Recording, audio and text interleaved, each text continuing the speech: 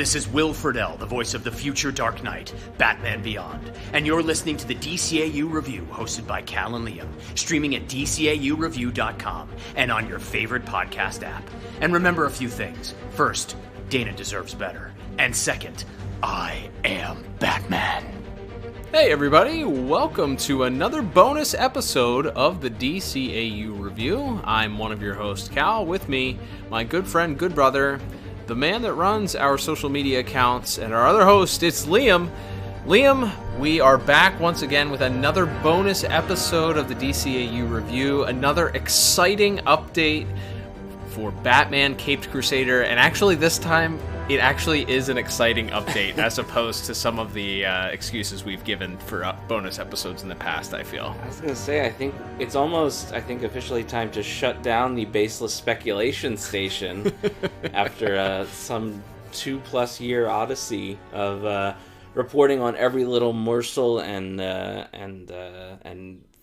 sort of discussing and theorizing what could be coming from this Batman Caped Crusader show. Going back to when it was originally announced, like DC Fandom, remember that? Way back there. And it was going on to a different streaming service than it is now. A lot of stuff. I think on our last one we kind of recapped the whole saga, but yes, these are not leaks. These are not rumors. These are not maybes. We have an official release from. We'll be taking from an Entertainment Weekly article that went up this week at the time of original recording. And it has quite a few details about what the show is, what it's going to look like, what time period it's trying to evoke, and perhaps most excitingly of all, when and where all 10 episodes will be dropping later this year. That's right, Liam. very exciting news this week. We had to jump on and do an emergency pod just to kind of talk a little bit about it. So, as you mentioned, we'll be taking from a article from Entertainment Weekly by Christian, I believe it's Holub. Apologies if I'm butchering that last name, but so this was released originally on May 9th, 2024. Basically, we got, as you mentioned, not only an official press release later released that day. Our friends over at The World's Finest, DCAnimated.com, actually released the entire press release. You can go check it out on their website, support our good friends over there if you want to check that out. We've linked it in our stories this week, and I'm sure you can check out their Twitter account also. But so, as you mentioned, dropping earlier this week, we got several different quotes from our showrunners, the legendary dynamic duo of Bruce Timm and James Tucker. Lots of quotes in the article, specifically, as you mentioned, talking about what they decided for once they decided, where the direction of this program was going to go. We actually got looks at the official releases, by the way, of images. No DCMA takedowns this week, or DMCA, whichever it is, takedowns this week if you tweet these, essentially confirming all of the character models that were previously leaked and several of the images. The only thing we didn't get an Alfred look just yet, but we got a new look at our Commissioner Gordon. We also got a look at what was previously reported as a character model for Renee Montoya, which is actually a model for Harleen Quinzel, so our psychiatrist. And we got a little bit talking about that character as a personification. We did get confirmation for Catwoman's look, which is more of that Silver Age purple dress with a green cape, very very a la James Tucker's Batman Brave and the Bold. Absolutely. We also got a look at Clayface also in there, who is modeled after his, what is that, Bronze Age, I guess, technically. That predates the shape-shifting mud monster persona when he was just a whether or not this version will be completely keeping the backstory from the comics. The original Clayface was just an actor who had starred in various horror movies and was wearing sort of a movie monster mask while committing his crimes and murders, and that's very much what it appears to be evoking, along with, let's face it, black hat, red bandana. Not a secret that, Batman owes a lot even those original Bob Kane and Bill Finger comics owe a lot to the Shadow, the pulp character from comic strips and radio serials and everything from the 30s and 40s.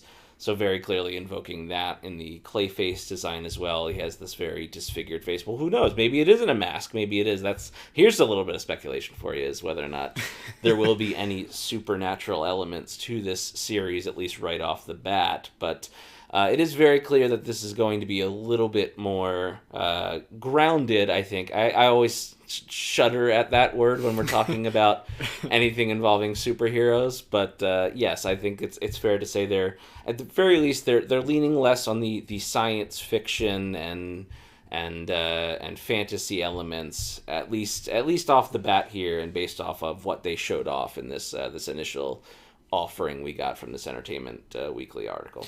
Yeah, and to that, I think that can kind of lead us into our first quote here from Bruce Timm, who said that he and James, speaking of James Tucker, and I are both really big fans of movies from that era, so we decided to really lean into that in terms of the clothes, the cars, the architecture, and the level of technology, speaking specifically about the fact that the show is going to be set as a 1940s set period piece, and it's not going to do the same thing that Batman the Animated Series did, which was sort of, this could be any time, any place, right, with mixing with the noir style, that 40s era with vehicles and the different cars and certain elements and black and white televisions, but also having cell phones and computers and all of this more modern technology.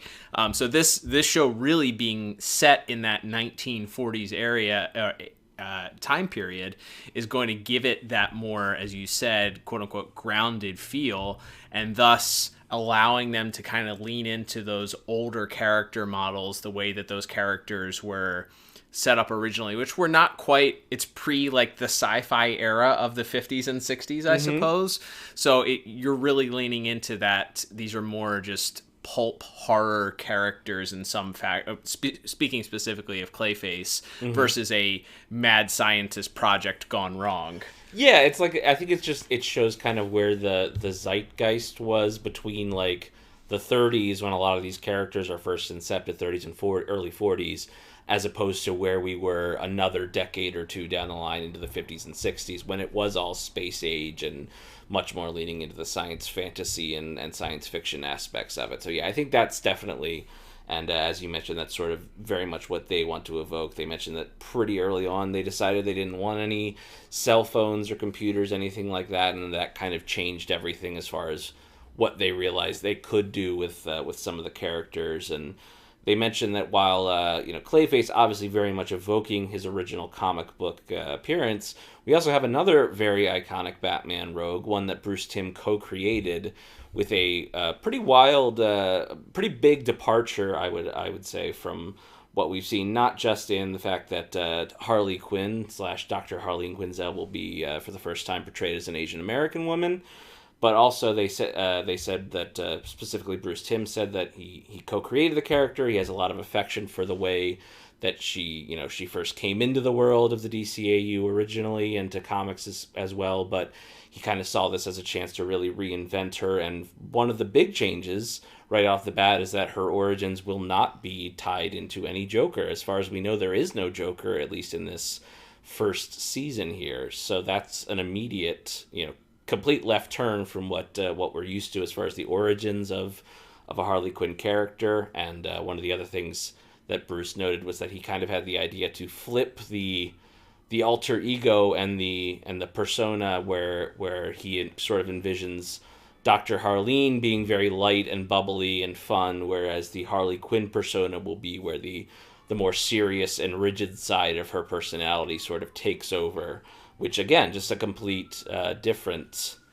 take on it. It's funny, I feel like this comes up every once in a while. I feel like I stay out of like social media arguments about how one adaptation isn't faithful to the comics. My general opinion is I want people to take big swings. I want to see something different, because if you're just making a photocopy of the comics, you're not going to do it as well as the comics. Sure.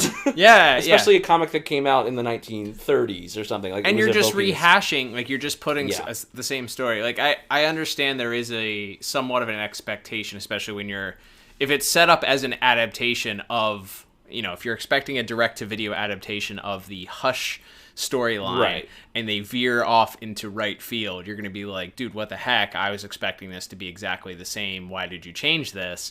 I just wanted to see the pages moving, and essentially, right, exactly. Then I kind of get that gripe, but to your point, when you're starting something fresh and you're playing around with characters just as if you were a child playing with action figures, you should have the creative license to create your own stories, to create your own narratives, and to not just rubber stamp exactly what came before you. Yeah, and again, there I'm sure there's a middle ground. I think the popularity of the X-Men 97 cartoon right now shows that there is a tightrope you can walk where you play to that nostalgia and then use that foundation to take the material in a different way, right, in a different route. But yes, I think that's probably the most jarring or lightning rod for conversation moment out of this press release is the very different, the look of both Harleen and Harley, and then the note that her personality will be very different. But it's funny, we mentioned that there's no Joker, at least not mentioned. Yeah. Certainly not. Her origin isn't tied to the Joker, which, again, feel free to change that. That's great. Right, it doesn't have to be that all the time. As he mentions in the article, almost preparing for the backlash, he co-created this character, so he kind of has the artistic license to change things around if he so chooses to. But I do like that there in the DNA there is that. We talk about it on our normal show all the time, but the killer clown type balance here, where he mentions that the whimsical familiarity that you have of that persona of Harley being kind of goofy and irreverent, that's going to be in her everyday, while the killer, the more sinister, scary, Bruce Timm describes her as scary, yes, as her Harley Quinn persona. And it's either this release or one of the other releases that I saw mentions that this character is actually introduced as Bruce Wayne's psychiatrist. So that's how we're introduced to the character, which, hey, give us a new take on it. I'm open for that. Like I'm all on board. Yeah, they also mentioned that she won't abandon one aspect of her personality for the other. They mentioned that she kind of wields her psychiatric background as a weapon, and obviously with what is going to be a direct personal connection to Bruce Wayne, you imagine how that could affect Batman as well. And they actually from there moved on to talking about sort of where they see this version of Bruce Wayne and Batman, and maybe this will be the one that gets people a little upset, because Bruce Timm talks about how he just sees this version of Bruce as a very weird, aloof guy, and that ultimately Batman is his true face, and that it's only Bruce Wayne is just the face that he puts on to kind of.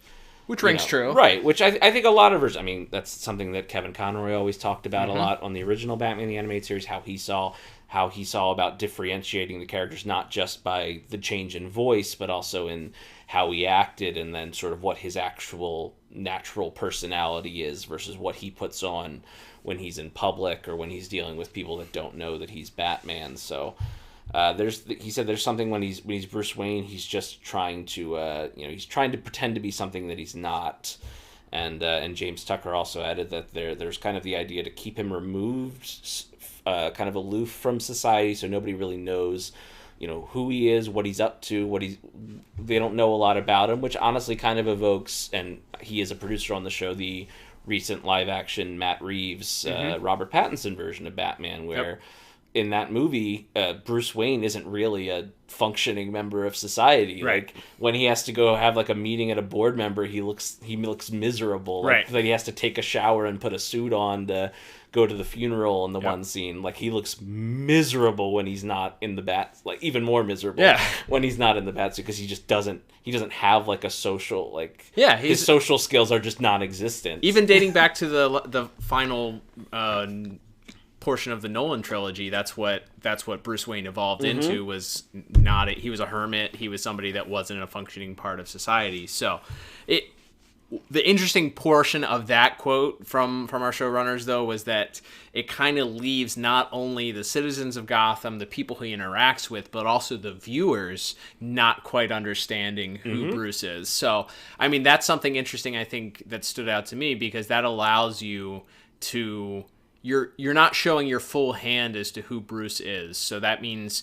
My guess is along the way in our 10 episodes that are going to be dropping, you're going to learn a little bit more. And there might be some things that further upset traditional Batman fans if they veer from things that you're comfortable with or that you're used to. So I like that it kind of sheds a little mystery in there, and you're not telling everything right at the start. And I think we've talked about in the hundreds of reviews that we've done, a lot of times, whether it's Batman or Superman or the Justice League, if you shield some of those plot devices or those things, those integral parts of the story from your audience, if you get a payoff later on in the storytelling in a sequential story, it sets you up for a more memorable arc, I guess. Yeah, absolutely.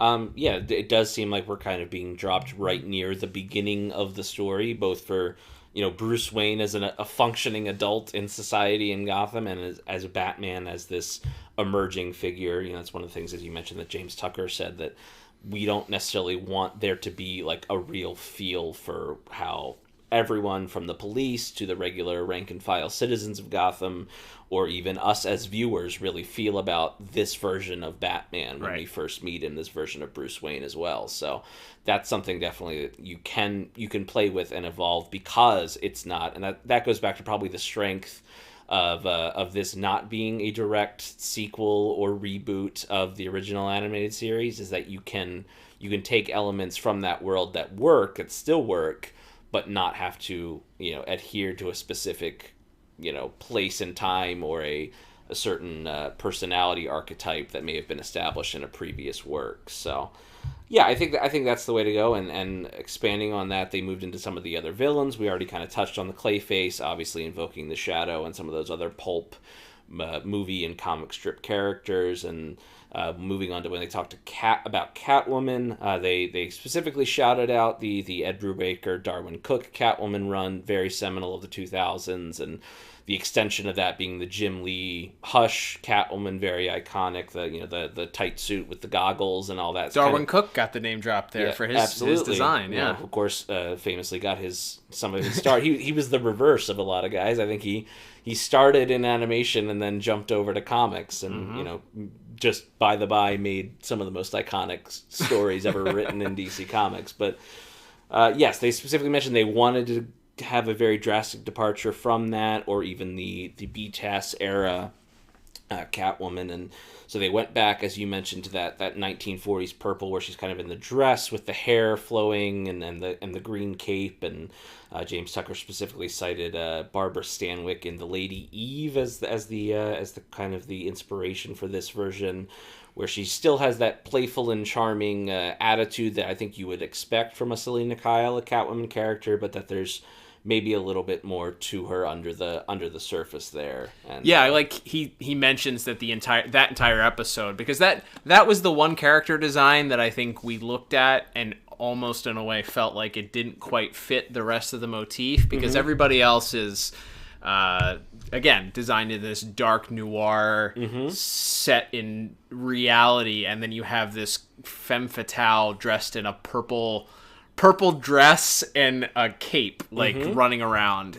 It looks a little bit out of place and a little bit silly, but James Tucker reassuring that episode is really serious and really dark, kind of lends me to believe that, okay, all right, I trust that these guys understand what they're doing. We're hopefully not gonna feel like we're mixing dark stories with light visuals. Yeah, I think that's something where you can use those more over the top garish costumes as almost a disarming device that will then lead to maybe something, as Mr. Tucker mentions in the article, something a little bit darker, and or at least elements of the story will be darker, that kind of creates that juxtaposition of the whimsical, fun, colorful side of comic books and superheroes with some of those more dark and tragic elements. So And then, we get to... Now, here's the meat and potatoes here, Cal. When's it coming out?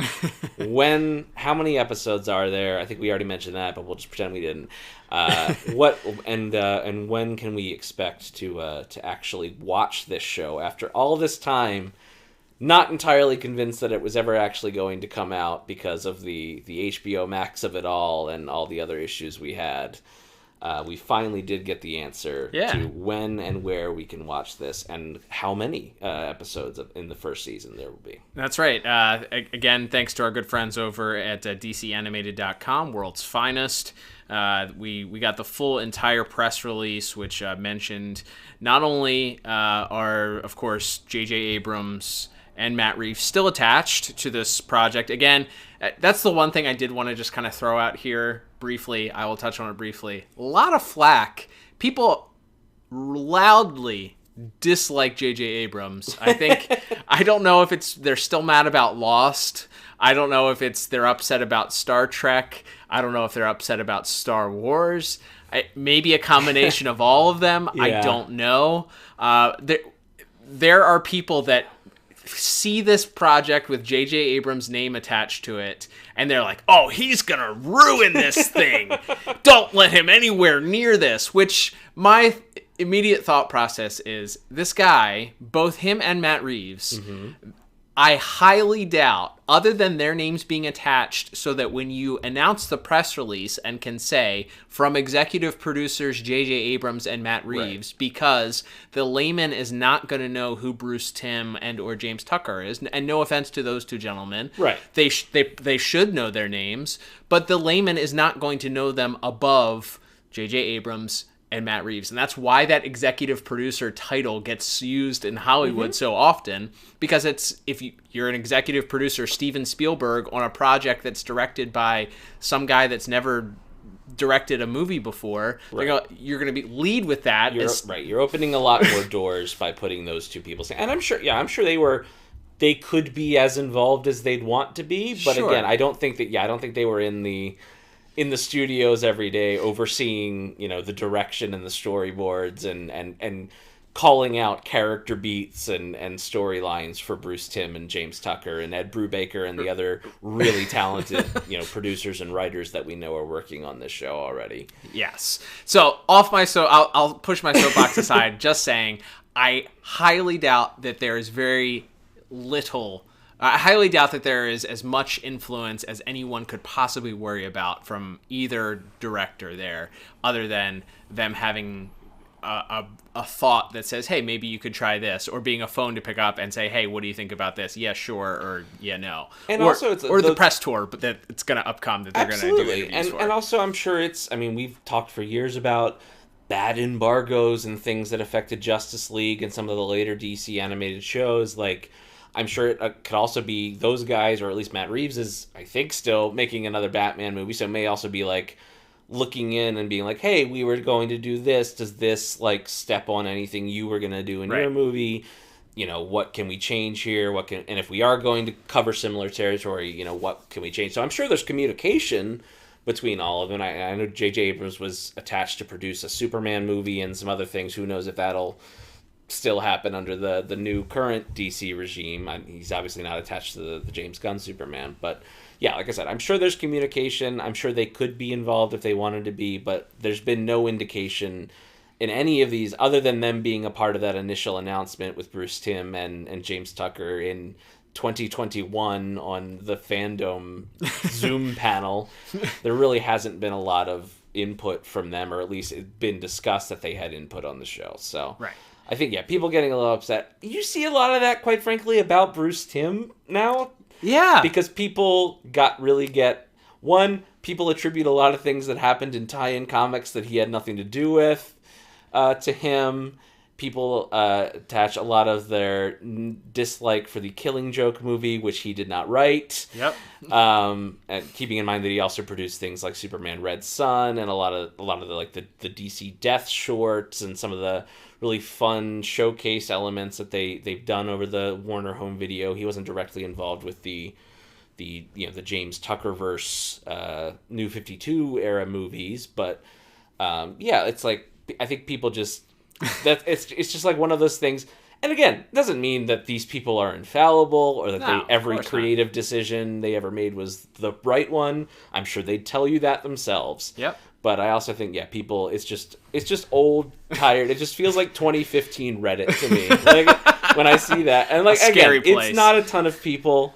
Like I don't want to start. It's a loud minority. It's a loud minority of people. You do see it whenever anything attached to this particular production is talked about. When we talk about it on our socials, we see it. I'm sure bigger accounts see it even more. So it is worth mentioning if you're concerned by either J.J. Abrams or Bruce Timm's involvement with this. I would just relax.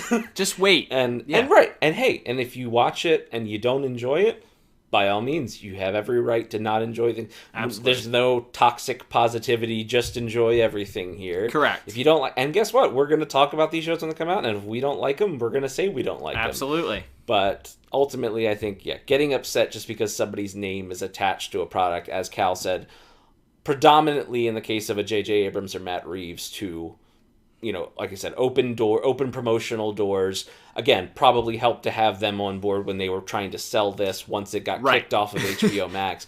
Maybe the reason we're getting this show at all is because they could say Batman cartoon, not only from the BTAS crew, but also from J.J. Abrams and Matt Reeves.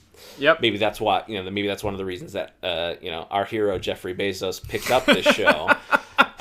Good normal man Jeff Bezos picked up this show. Our Lord and Savior Jeffrey Bezos is due to those names being attached. So, like I said, ultimately, people like they're definitely lightning rods for a certain type of internet commenter when those names come up. But yes. Yes, but back to the original point, which is, yes, Jeffrey Bezos, we love him, I think is where we were. I think that's what we were saying. And he's normal. And we want more of him, and we want to give more of our business money and information to him if we can. And that you will have to do that if you want to catch the release of Batman Caped Crusader, because as we discussed several months ago, Amazon Prime is where you're going to be able to watch this, Prime Video, and it's going to be dropping on August 1st, 2024. So in our last episode, talking about the character designs, I think we both speculated like a September-ish release, maybe just usually in time. Batman Day is usually in September that DC makes kind of an event out of. There you go. And it's before then. So barring any delays, barring any unforeseen circumstances, August 1st, they're dropping all 10 episodes, which is did Invincible, I think, was on a schedule, right? Yes. Like a couple episodes at a time? Yeah, I think they maybe released 2 the first week, at least for their second season, and then released 1 episode subsequently. I think they even took a break in the middle, so I know recently with Amazon, their Fallout series, which was very successful, their live action series, they dropped that all on one day, and that had a level of hype I was kind of shocked by, because again, a lot of those things get dropped all at once. You feel like you're going to hear about it for a day or two, and then it's going to disappear. But that had some staying power, so hopefully this will too. Again, if it's good, we don't know yet. If it's good, yeah, that's right. But yes, that is, rather than doing the week-to-week releases like a lot of the streaming services have moved to, they've decided to drop it all at once. Maybe they just feel like because it's... I know that was another fan complaint I saw. I think we even talked about that on the last episode about how long it took between seasons of Invincible and then to sort of drip feed it afterwards. They felt like there was a lot of like, that's it? That's what we got after waiting for 3 years or 2.5 years or whatever it was. So maybe they just feel like, well, it's all done. It'll all be done by then. We'll give it to you all in one day and everybody can binge it, and hopefully the hype will build out and everything from there. But yeah, it is an interesting strategy. It's no longer the norm. That used to be the way everything on all the original streaming shows were dropped way back when, once. kids. Yes. Gather around the old podcast machine. You guys remember 2012? Yeah. We do. We sure do. But yes, so that was maybe another surprise. I thought maybe we get 1 or 2 released at first, and then the week to week like they had done with some of their other animated stuff. But no, we're not going to have to wait to experience all of it. Good for us. And shotgun it all at once if that's if what we you so want to desire. do. Right. Yeah, there we go. Well, also included in that DCAnimated.com release was several different descriptions. I'm not going to go through each and every one of them, but there's descriptions about each character, including describing Batman and Bruce Wayne. We talk about Selina Kyle, Harley Quinn. We get a little bit about Commissioner Jim Gordon. There was also image of him released also. And then we also have kind of just a wrap-up mentioning that it's going to be available in more than 240 countries and territories worldwide beginning on August 1st. So check that out. We'll put a link to World's Finest's article in our show notes for you to check out. But yeah, so at last we finally have a answer for the question that's been bugging us for years, which is, when will this show release, Liam?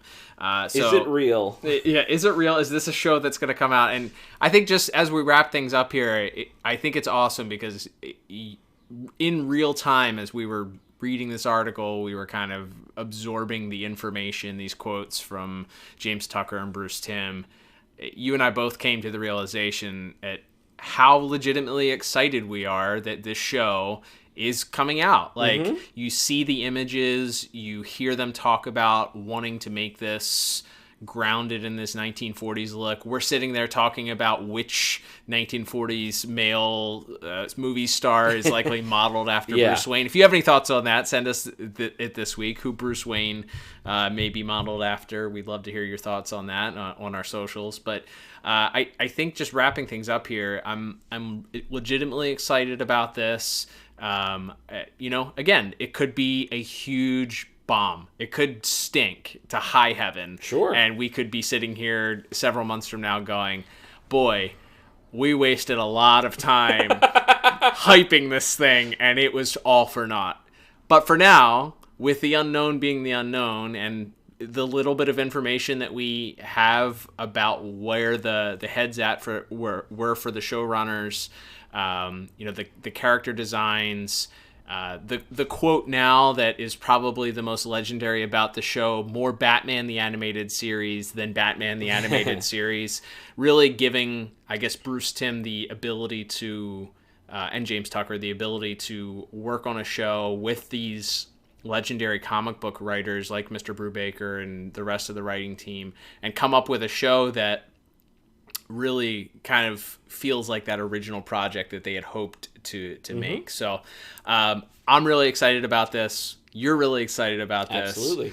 And we're happy to announce, you okay with announcing, that we'll actually be spending the entire month of August doing Batman Caped Crusader reviews. We're going to review the first 4 episodes. Since all of the episodes are dropping, we're not going to review 10 episodes. We're not going to burn through them. No. But we will each week in August, we'll review an episode of Batman Caped Crusader. So you'll be able to hear our thoughts relatively quickly the following Saturday, actually. We'll hear our first thoughts of Batman Caped Crusader for that first Saturday in August, and then subsequently the rest of the month there. But I'm super excited to see what we have here. We know that there's a second season that's already been ordered, so I assume they're working on stuff for that. So that's even better. We know that we're going to get this, and then we have more episodes, hopefully 10 plus more coming after that. But any final thoughts for you? No, yeah, I think it's just that we as we discussed off the air, just talking about this stuff, and we had to go by sketches and brief mentions in larger press releases, or as mentioned, brief little interview clips we would get from James Tucker or Bruce Timm over the last couple of years. It was hard for me to actually feel excited about it, just because it felt so far away. And then with the upheaval, with things getting canceled and canned on HBO Max, it felt for a while like we might never see it. Right. And then even it's been well over a year since it was even announced that it was coming to Prime. So even that feels like a lifetime has passed. So to actually get and with the little leaks that came out earlier this year, even then I didn't really feel the hype, because we still didn't know anything about when it was going to come, how close it was. And now that we have like a specific day and date, and hearing Bruce Timm, or reading Bruce Timm and James Tucker in that article, how much passion they still have to work on these characters after all these years, I don't know how you could not get a little bit excited if you're a fan of both of those men's work, which Obviously we are. I don't know how you couldn't get a little excited, especially, again, when you think about people like Ed Brubaker and some of the other talent that is also working on the show. So, yeah, maybe next up we'll get like a cast announcement, and maybe that'll be our next bonus episode before that August drop. But, that's the only thing left for the speculation station is who the heck is playing Batman, because we didn't get an announcement for any casting. I assume that will probably be the next information we get. Don't think we'll be doing necessarily, unless it's something crazy. I don't think we'll do a bonus episode for that, but looking forward to it. Whoever it is, maybe it's another unknown, just in the way that they did kind of with Kevin Conroy, a stage actor, somebody that wasn't necessarily known in the voice acting world, but could create their own legacy in that way. So very excited about that. Going to be exciting coming up here in the month of August to do some reviews of that show. But thank you, everybody, for tuning into this very exciting bonus episode. If you have any thoughts on it, feel free to tweet at us at DCAU Review, or slide into our DMs on Instagram at DCAU Review. You can also, of course, leave a we'll have a Spotify question of the week you can reply to, dropping your thoughts and what you think about this upcoming release, how excited you are, maybe further explaining your trepidation of J.J. Abrams or Matt Reeves being attached. All of that is we're open to listening to all of that. And maybe a vote for who you would cast as Batman, the voice actor of Batman. Please don't say Jensen Ackles. We just kidding. That guy gets a lot of love on social media for playing Batman. He's already in the Prime family. He's on The Boys. There you go. All right. Well, who knows? Thank you, everybody. Please, if you want to support the podcast, check out the show notes. There's a link there to support us directly if you want to become a monthly supporter, like several of our listeners do, and we thank those that support us monthly. You can also check out our store. Check out, get yourself a piece of merchandise to support the podcast, or simply leave a 5-star review on your favorite podcast app. And if you're on Apple Podcast, drop a little blurb about what you appreciate about the podcast. And if we read your review on air and you live within the continental United States, we'll send you a little thank you gift just for doing so. Very exciting. Liam, can't wait to do another one of these bonus episodes with you when we get another new show, but I think it's time we bid adieu to the Batman Caped Crusader Breaking News bonus episode podcast. It's been a heck of a run. That's right. At least until the season 2 announcements start coming out. That's right. Maybe we'll meet again on the other side, but yes, looking forward to the show finally coming out and discuss it with you and with all our listeners, and see a review on your social media platform of choice. There you go. But until then, I'm Cal. And I'm Liam. And we'll talk to you on the next episode of the DCAU Review. Bye-bye.